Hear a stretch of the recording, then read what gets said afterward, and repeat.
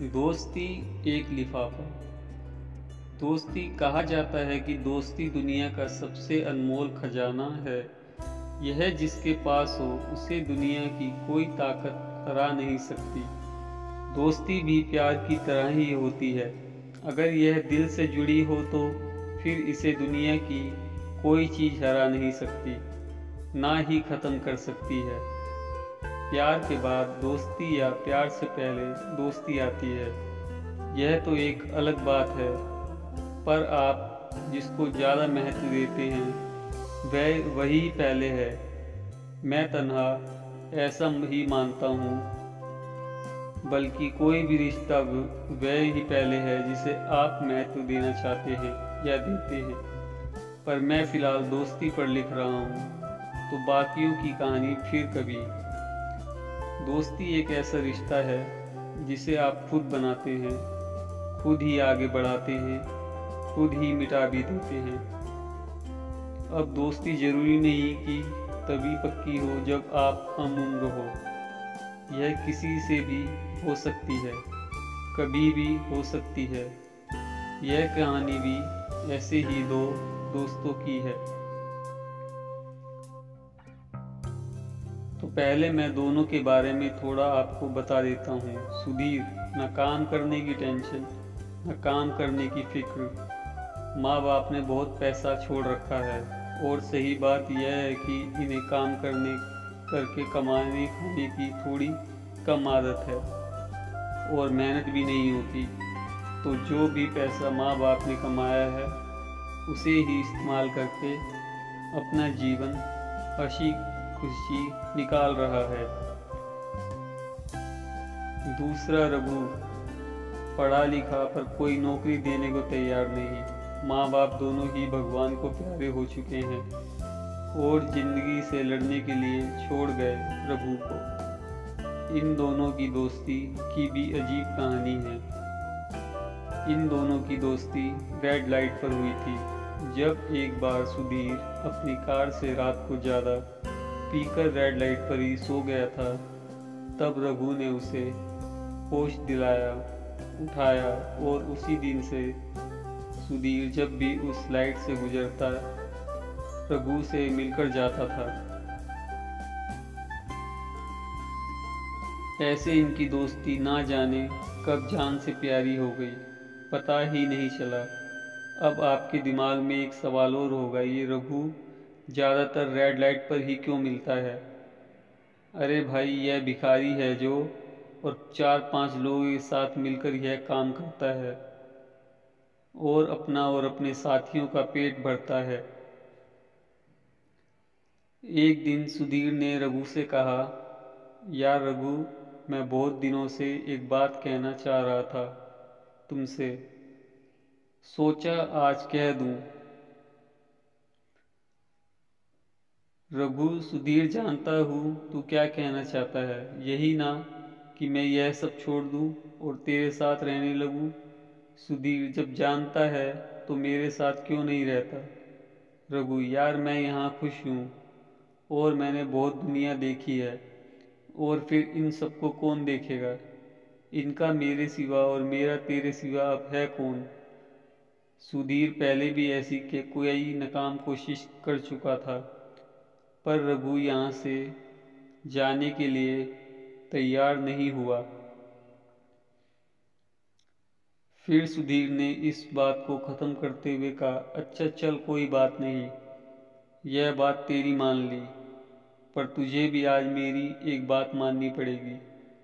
रघु, हाँ, इसके अलावा कोई भी बात मान लूँगा, तू एक बार बोल।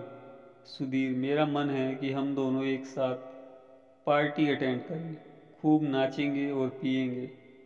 रघु, वैसे तो मैंने कभी पी नहीं है, तुझे पता है, और यह डांस पार्टी वगैरह भी अच्छी नहीं लगती, पर तू कहता है तो तेरे साथ एक बार जरूर चलूँगा।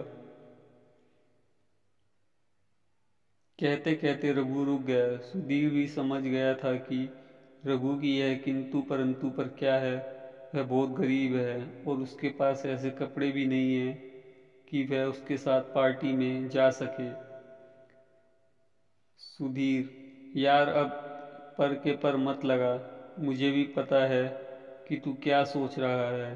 तू किसी बात की फिक्र मत कर, बाकी सब मुझ पर छोड़ दे। बस फिर क्या था।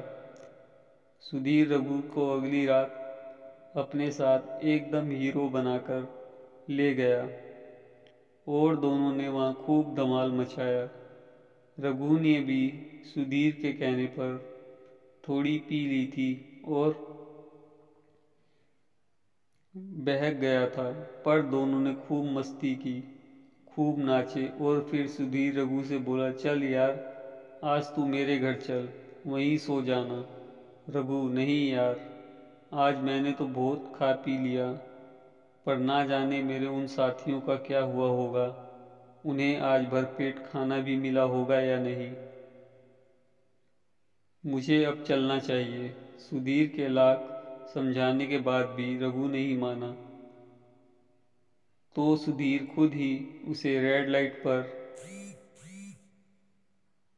छोड़ आया और जबरदस्ती उन सबके लिए खाना भी दे दिया। यहाँ रघु ने भी सुधीर की बात मान ली और सबको खाना बांट दिया। ऐसे ही कहानी आगे चलती रही और दोनों की दोस्ती गहरी होती गई। पर एक दिन सुधीर का एक आदमी रघु के पास आया और बोला कि सुधीर की तबीयत अचानक बहुत खराब हो गई है और वह आखिरी स्टेज पर है। उसकी दोनों किडनी खराब हो गई हैं ज़्यादा शराब पीने से। रघु अस्पताल पहुंचा तो पता चला कि उसकी जान बचाई जा सकती है अगर किसी की किडनी उसकी किडनी से मिल जाए। रघु के टेस्ट कराने के बाद पता चला कि रघु की किडनी सुधीर की किडनी से मिल रही है और रघु सुधीर के लिए जीवन दान बन सकता है। डॉक्टर से बात करते रघु ने ऑपरेशन की डेट ले ली और सुधीर से मिलने उसके रूम में गया। सुधीर, यार मैं तुझे ही याद कर रहा था। सोचा अगर तुझसे मिले बिना मर गया तो मेरी आत्मा को शांति नहीं मिलेगी। रघु, अब तू ज़्यादा मत बोल। तुझे डॉक्टर्स ने कम बात करने के लिए बोला है और तुझे कुछ नहीं होगा। मैं हूं ना तेरे साथ। तू बिल्कुल भी चिंता मत कर, सब ठीक हो जाएगा। सुधीर, अब कुछ ठीक नहीं होने वाला यार, बहुत देर हो गई। देख कुदरत का खेल, तू इतना पढ़ा लिखा होकर भी क्या कर रहा है और मेरे पास सब कुछ होने के बाद भी मैंने कुछ नहीं किया। रघु, यह सब जाने दे यार और अपना ध्यान रख, तुझे कुछ नहीं होगा।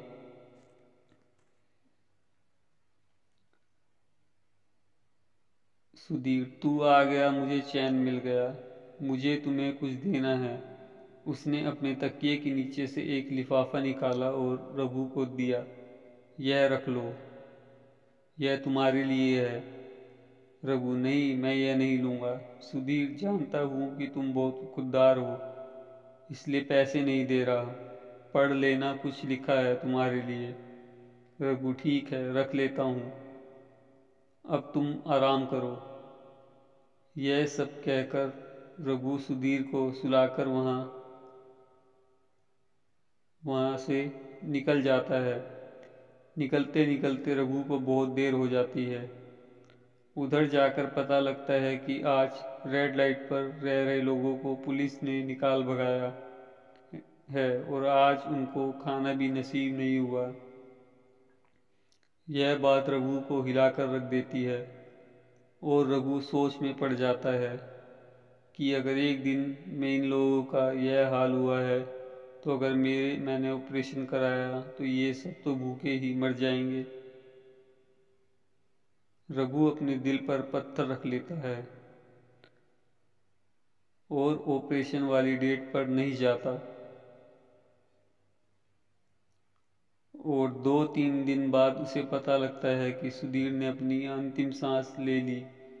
सुधीर का अंतिम संस्कार हो जाता है, पर रघु वहाँ भी नहीं जाता क्योंकि अब रघु भी टूट चुका था और रो रो कर उसका भी बुरा हाल था। कुछ दिन बाद रघु को उसके दिए लिफाफे की याद आती है। वह उसकी अंतिम निशानी समझकर उसे खोलता है और पढ़ता है। कैसा है मेरा खुददार दोस्त, मैं जानता हूँ कि तू मुझे बहुत प्यार करता है और ना जाने क्यों मुझे ऐसा लग रहा है कि तेरी किडनी मेरी किडनी से मिल जाएगी और तू अपनी किडनी मुझे दिए बिना नहीं रहेगा। पर यार तेरे पीछे से इन सब का ख्याल कौन रखेगा? ऑपरेशन के बाद 2 महीने तक बिस्तर से उठ नहीं पाएगा। मैंने तो अपनी मौत खुद बुलाई है, तू ऐसा ना करे, इसलिए मैं आज ही खुद को ख़त्म कर रहा हूँ। और यह पेपर लेकर तुम इस कंपनी के मैनेजर से मिल लेना।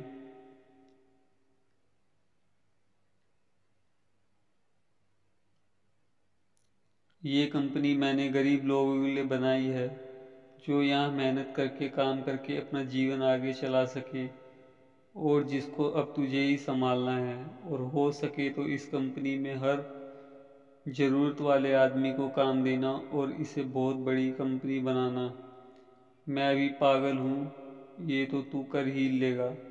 बस एक गुजारिश है कि मुझे जलाने से पहले मुझे एक बार गले लगा लेना।